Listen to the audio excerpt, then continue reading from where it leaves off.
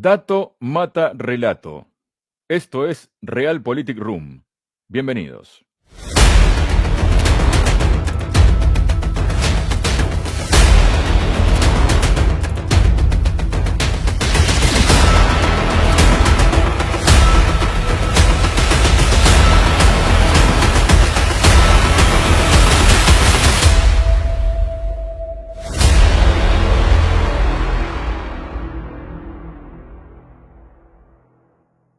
Hola, bienvenidos a otro episodio de Realpolitik Room y tal como decía, ¿no?, en la presentación del programa, dato mata relato, pero muchas veces ocurre que el relato intenta matar desesperadamente al dato. Y ya nos iremos explicando a lo largo del programa de hoy, para quien tengo como invitado al analista internacional Cristian Lamesa. Cristian, bienvenido a Realpolitik Room. ¿Cómo estás? Bien, muy bien, como siempre encantado, Javier, de estar en este prestigiosísimo espacio de información y de reflexión, algo tan necesario hoy en día, especialmente en Occidente, así que el agradecido soy yo por tu invitación, como siempre. Muchísimas gracias, Cristian, y en todo caso, el hecho de que el programa tenga buenos contenidos se trata, obedece a analistas como tú que aceptan participar, que aceptan meter todos sus conocimientos con su presencia aquí. Si te parece, Cristian, vamos a arrancar el programa de hoy con un vídeo que ha circulado en los últimos días y que ha desatado una ola de consecuencias que hasta ahora no se sabe muy bien en qué va a terminar. Vamos a ver y a escuchar este vídeo. Можете в Днепре сбить вот эту ракету, хорошей возможности не было. Нет, по ее сбили, она упала на подъезд. Она упала на подъезд. Да, но как бы она взорвалась, когда упала. Bien, identificamos a quien está allí en ese vídeo, ¿no? El que aparece a la derecha de la pantalla es el ya ex asesor del presidente de Ucrania, Volodymyr Zelensky. Se trata de Alexei Arestovich, quien allí reconocía, ¿no?, que ese edificio que había sido destruido, edificio de civiles destruido por un proyectil que había sido precisamente no porque llegara un proyectil ruso directo e impactara contra él, sino por el sistema de defensa antiaérea que aparentemente falló. Muchos dicen que, bueno, el sistema de defensa antiaérea está dentro de la propia ciudad, en lugares muy delicados como pueden ser, por ejemplo, hospitales, colegios y demás. Y eso fue lo que ocurrió. ¿Y qué pasó? Tras ese vídeo, entonces, prácticamente que iniciaron desde todos los ámbitos, entre comillas esto, ¿no?, una casa de brujas buscando la dimisión de Arestovich, que llegó en este formato de carta que él publicó allí en su página de Facebook, donde dice: escribí una carta de renuncia, quiero demostrar un ejemplo de comportamiento civilizado, un error fundamental, luego dimitir. Al jefe de la oficina del presidente de Ucrania, Yermak, y en la carta dice: le pido que me releve del cargo de asesor de la oficina a petición mía, 17 de enero de 2023, firma Alexei Arestovich. Y si me permites, Cristian, voy a presentar lo que él escribió, ¿no?, allí en su perfil de Facebook, según esta publicación que tenemos de la agencia de noticias Sana. Allí se puede leer en un fragmento, bueno, el título lo dice todo, ¿no? El asesor de la oficina de Zelensky presenta su dimisión tras reconocer haber cometido un grave error. Y allí él escribió: cometí un grave error en directo, independientemente de la razón por la que los espectadores lo escucharon. Seré más duro con la información que exprese a partir de ahora. Pido sinceras disculpas a las víctimas y a sus familiares, a los habitantes de Dnipro y a todos los que se sintieron profundamente heridos por mi versión prematuramente errónea. Escribió en su canal de Telegram, fue que escribió esto, ¿no?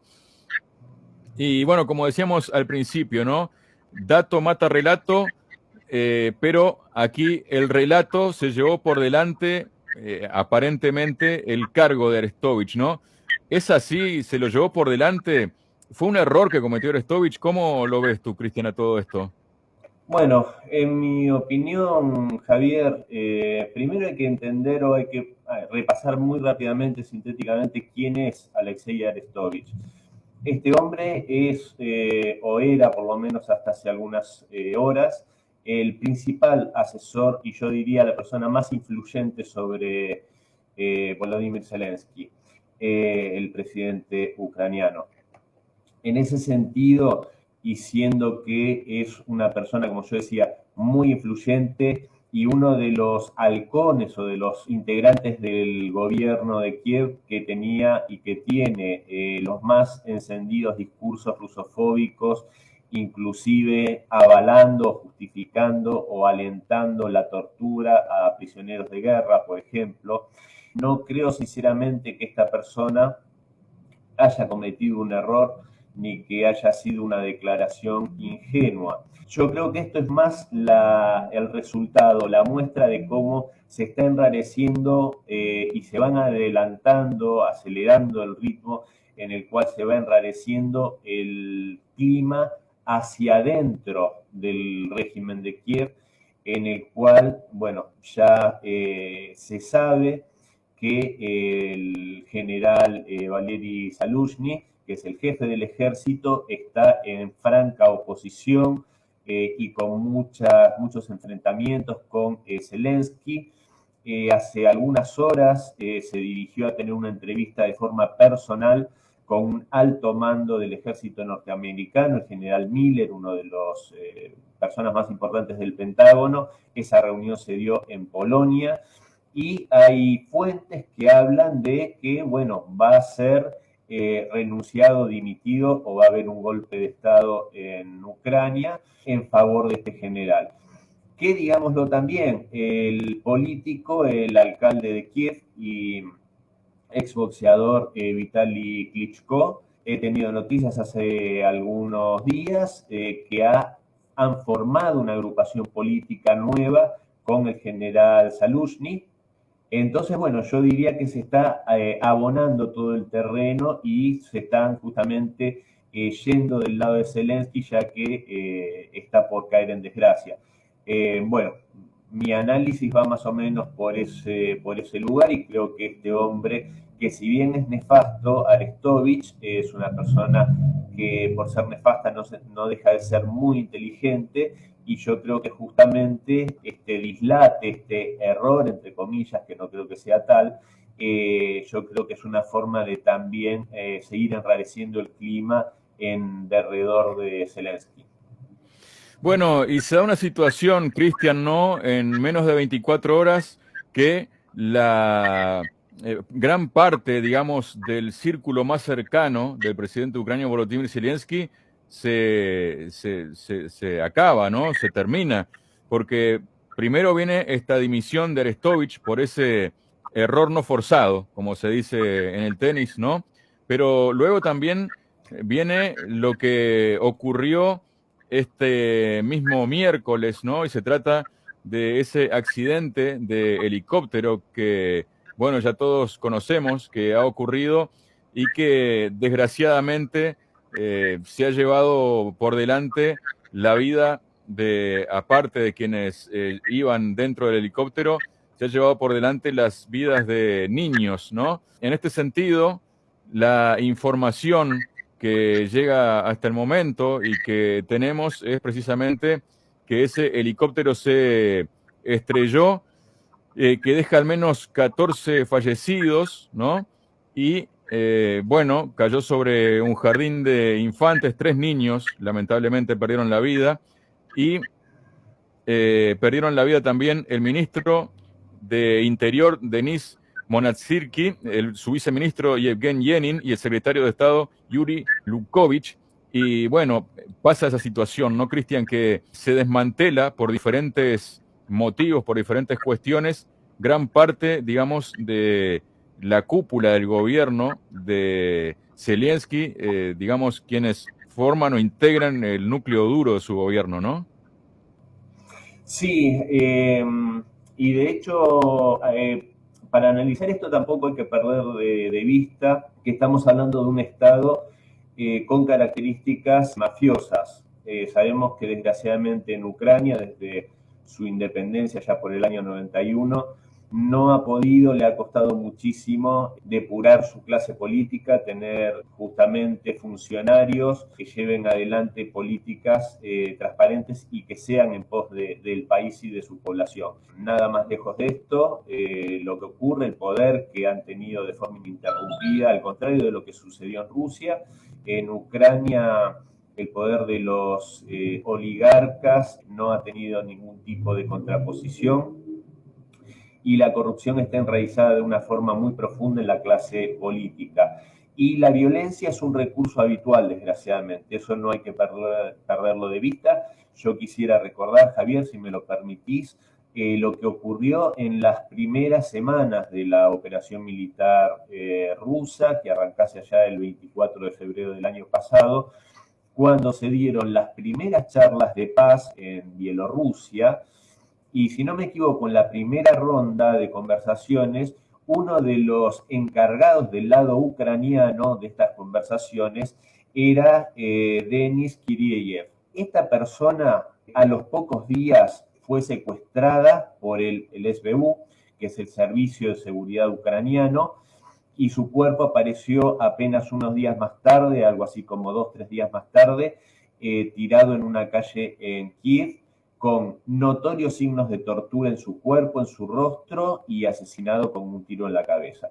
Yo tuve la oportunidad de ver las fotos del cuerpo, era indudable que había sido torturado, y de hecho fue reconocido la detención por parte del Servicio de Seguridad ucraniana.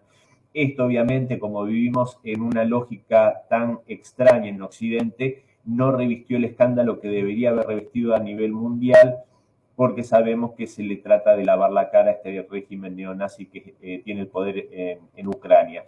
Si lo mismo hubiese ocurrido en Rusia, no me quiero imaginar el grado de escándalo del que hubiésemos sido testigos. Entonces, ¿por qué hago referencia a Denis Kirieyev?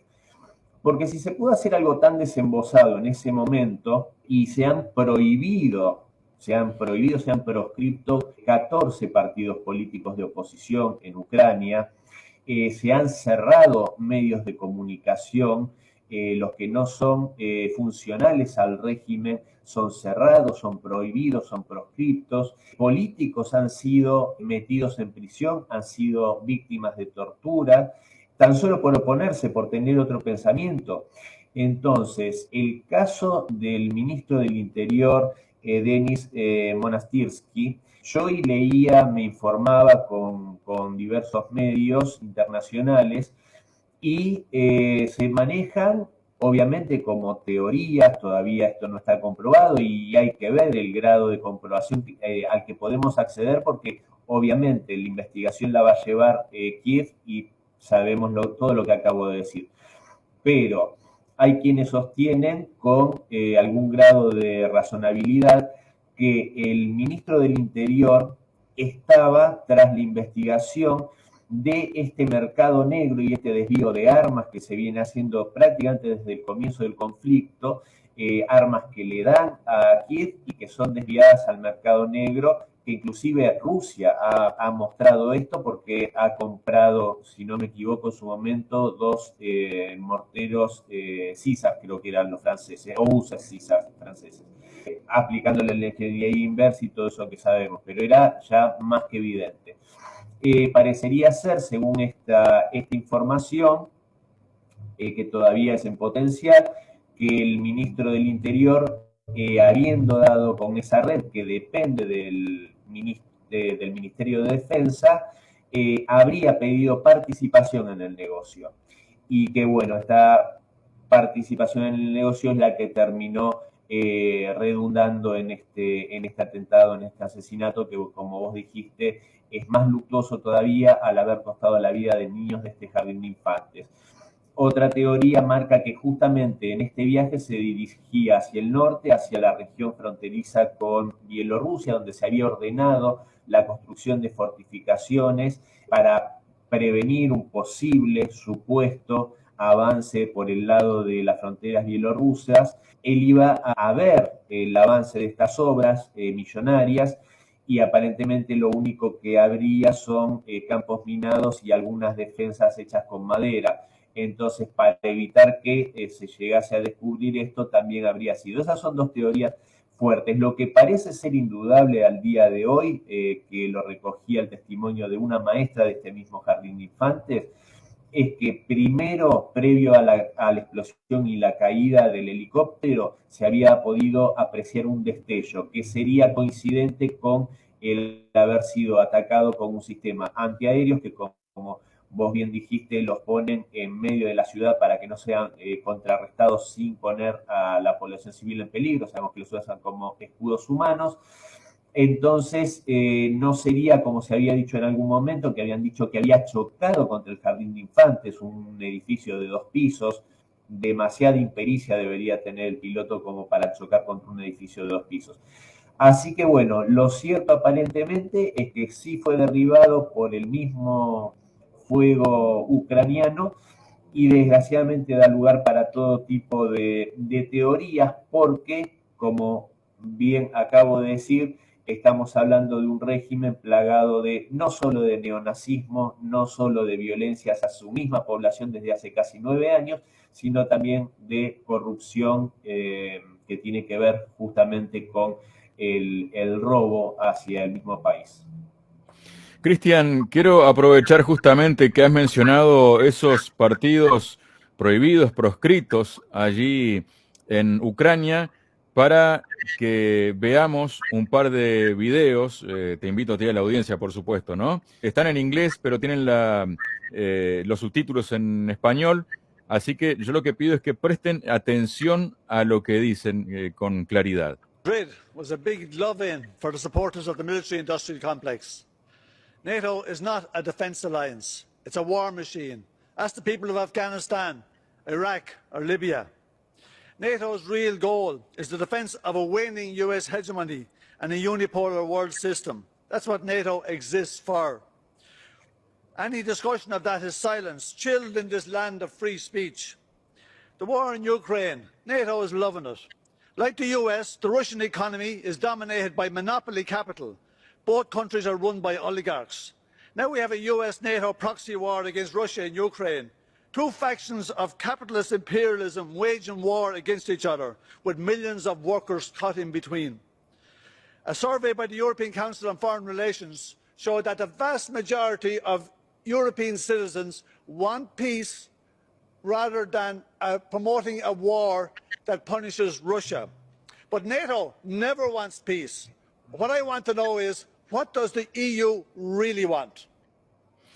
Aquí veíamos y escuchábamos al eurodiputado irlandés Mick Wallace y vamos a escuchar ahora a otra eurodiputada también irlandesa que se llama Claire Daly. Ukraine is quickly escalating into a wider horror, and from what I can see, practically nobody in this chamber is doing anything to prevent it. In fact, most people seem to get off on the fact that it's escalating. And at this precise moment, of course, as usual, the voices challenging the rush to war are attacked and silenced, smeared as traitors, cronies, Putin puppets, Kremlin stooges, Russian ages. Frankly, it's pathetic. And I don't make the comparison lightly, but the crudeness and cynicism of these slurs coming from mainstream EU parties might as well have been written by Hermann Göring, who infamously said that even though people never want war, they can be brought to war with threats and smears. He said, all you have to do, tell them they're being attacked, denounce the pacifists for lack of patriotism and exposing their country to danger. It works the same every way. Where he led, you are following. This House should be ashamed of this debate. Words are being twisted, meaning subverted, and the truth turned on its head. Opposing the horrible madness of war is not anti-European. It's not anti-Ukrainian. It's not pro-Russian. It's common sense. The working class of Europe have nothing to gain from this war and everything to lose. And I find it laughable that those calling for arms to Ukraine never called for arms for the people of Palestine or for the people of Yemen. Unlike you, I oppose all war. I want it stopped. I make no apology for that, and I'm not going to be scapegoated and labelled for it. Bueno, lo decía allí claramente Claire Daly, también lo dijo en otras palabras el propio Mick Wallace, ¿no? Como que quienes no están en favor de la guerra, quienes son neutrales, son llamados anti-ucranianos, anti-europeos, prorrusos, marionetas de Putin. Es lo que decíamos al principio del programa, ¿no? Dato mata relato, y en este caso sería el relato que mata al dato. Y en este sentido, este tipo de políticos podrían tener las horas contadas en Europa si se lleva adelante lo que pretende, lo que busca el presidente del gobierno de España, Pedro Sánchez, quien se presentó en el foro de Davos, ¿no? Y aquí aparece, esta es la página oficial del gobierno de España, de la Moncloa, en un momento del discurso de precisamente el presidente del gobierno, Pedro Sánchez. El presidente Sánchez dice, ¿no?, ha afirmado que a futuro tanto la apertura económica como el multilateralismo serán claves para proteger el orden mundial que Putin trata de destruir. En este sentido, ha recordado que el autócrata cuenta con muchos afiliados en Europa que ahora ocultan sus simpatías y conexiones con Putin, pero que hace apenas un año le visitaban y alababan sus métodos. En este sentido, Pedro Sánchez ha alertado: debemos impedir que estas fuerzas políticas lleguen a las instituciones y destruyan a la Unión Europea por dentro. Esto de prohibir partidos políticos, de prohibir políticos directamente, ocurre en determinados tipos de régimen, ¿no? Y quienes somos latinoamericanos hemos sabido que determinados partidos políticos han sido proscriptos, ¿no? Y en determinados momentos que coincidían justamente con las dictaduras militares. ¿Qué es lo que está pidiendo Pedro Sánchez? ¿Está pidiendo una dictadura a nivel europeo? ¿Cómo lo puedes entender tú a esto, Cristian? Bueno, para empezar, estimado Javier, hay que decir que este hombre, que la verdad que es un verdadero flagelo para la propia población española, por el desastre que es para gobernar, a uno le sobrepasa siempre la capacidad de asombro. O sea, cuando uno cree que ya lo más ridículo ha sido dicho por el jefe del gobierno, el presidente del gobierno español, a uno lo sorprende con otra cosa. Yo pensé que desde dejo de usar corbata para ahorrar energía, ninguna cosa más ridícula podía ser salida de la boca de este político socialista, entre comillas, y nos sorprende con esto. Yo acá, primero, y lo ato porque viene a cuento lo que decían los dos eurodiputados irlandeses, justamente esto no es gratuito, esto es un gran negocio lo que está sucediendo desgraciadamente con el pueblo ucraniano, con el pueblo ruso, esta guerra a la que ha sido empujada sin otra alternativa, porque la otra alternativa era Rusia debía permitir que se masacrase, que se hiciese un auténtico genocidio contra la población del Donbass. Entonces, esta situación obviamente es un gran negocio para Estados Unidos, en varios aspectos que ya lo hemos hablado, el tema armamentístico, solo basta ver cómo las industrias del armamento que cotizan en bolsa, en Wall Street, han disparado sus acciones a niveles estratosféricos. Lo lastimoso, lo terrible de esto, Javier, es que los políticos europeos, que como este hombre Sánchez sacan pecho y se ponen esa armadura de defensores de los valores y de su población, en realidad son vasallos y sirvientes de los intereses norteamericanos en desmedro de los intereses de sus propias poblaciones. Entonces, ¿por qué marco esto, Javier? Porque yo creo que ni en sueños Pedro Sánchez, o me atrevería a decir la práctica mayoría de los políticos europeos, incluyo a Joe Biden en esta bolsa de infames, ni podrían soñar con la popularidad, el amor y la aceptación entre su población que tiene Vladimir Putin, con una aprobación de más del 80%. Será tal vez porque Vladimir Putin y otros de los políticos que este hombre denosta piensan antes en su población que en la Unión Europea, en la OTAN, en los intereses del complejo militar industrial norteamericano. Por ejemplo, cuando Víctor Orbán que se lo califica como un fascista, se lo descalifica, se le ponen todos estos motes. ¿Pero por qué? Porque Víctor Orbán piensa en el bienestar de su población, piensa en que no pueden resignar el gas ruso por el bien de su población y de su industria. Eso sería lo malo que están haciendo, pensar en su población, más allá de cierto enfoque nacionalista que puedan tener. Mientras que estos políticos pseudoprogresistas solo saben recibir órdenes de las corporaciones. De hecho, eso está haciendo ahora o hizo hasta hace pocas horas en Davos. Desgraciadamente estas calificaciones, lo que pasa que desgraciadamente, y si me permitís me extiendo un poquito con esto, Javier, yo creo que las calificaciones de izquierda, derecha ya quedaron tan vetustas, han sido tan usurpadas por el poder real, por las corporaciones, para engañar a la población. Entonces, supuestamente un socialista va a defender a la población. Bueno, nada más lejos que la realidad. No solo un socialista no defiende a su población en España, los intereses de esta, sino que también apoya a un gobierno neonazi. O sea, un socialista, alguien de izquierdas defendiendo un régimen neonazi.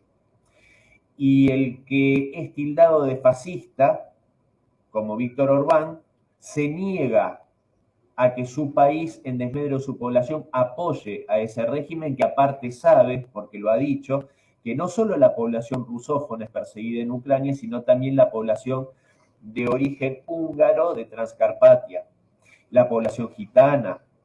Entonces, yo le diría al señor Sánchez que tiene que revisar sus valores y que tiene que revisar si esos políticos que él denosta realmente no están haciendo su trabajo. Giorgia Meloni en Italia haciendo encendidos discursos en contra del colonialismo francés encarnado hoy por Macron y pidiendo que en África lo que tiene que suceder es que tienen que salir los europeos que están explotando África hace tantos años y que la población en su propio país, en sus propios países, en su propio continente, pueda prosperar y no tengan que irse de África. Porque lo que sucede es que estos países colonialistas que siguen teniendo esa conducta colonialista, siguen explotando a los países que solían explotar en el siglo XIX, en el siglo XX, y todo por el bien de las corporaciones y en desmedro no solo de la población de estos países colonizados, sino también de la población europea trabajadora. Entonces, yo creo que sería hora, y por eso están, creo yo, no porque yo esté diciendo esto acá, sino porque vos brindás la oportunidad que muchos analistas, mucho más prestigiosos que yo, puedan hablar de estas cosas que son las que se ocultan hoy en día en Occidente, pero la población de Occidente tiene que empezar a entender dónde están sus verdaderos intereses y quiénes los representan. Y este hombre no hace más que representar también ese servilismo a este nuevo orden basado en reglas que propone Estados Unidos. ¿Y qué es eso? ¿Qué significa? Es una entelequia, es algo que, ¿quién dice cuáles son las reglas? Y esas reglas las cambia Estados Unidos cuando le parece. Cuando Estados Unidos nos quiso llevar a la globalización porque consideraba que iba a ganar la dominación económica mundial, era buenísima la globalización. Cuando China demuestra y dice Xi Jinping, nosotros estamos en condiciones de encabezar la globalización y demostró con su sistema que era mucho más eficiente, ya la globalización no es posible, ya no es lo buena que era. Entonces, ese mundo basado en reglas que propone Estados Unidos y que defienden sus vasallos como el presidente del gobierno español, el primer ministro Rishi Sunak del Reino Unido y tantos otros, bueno, habría que decirles también que el único orden jurídico mundial que debe respetarse y que ellos deberían ser los primeros en empezar a respetarlo es justamente la Carta de las Naciones Unidas.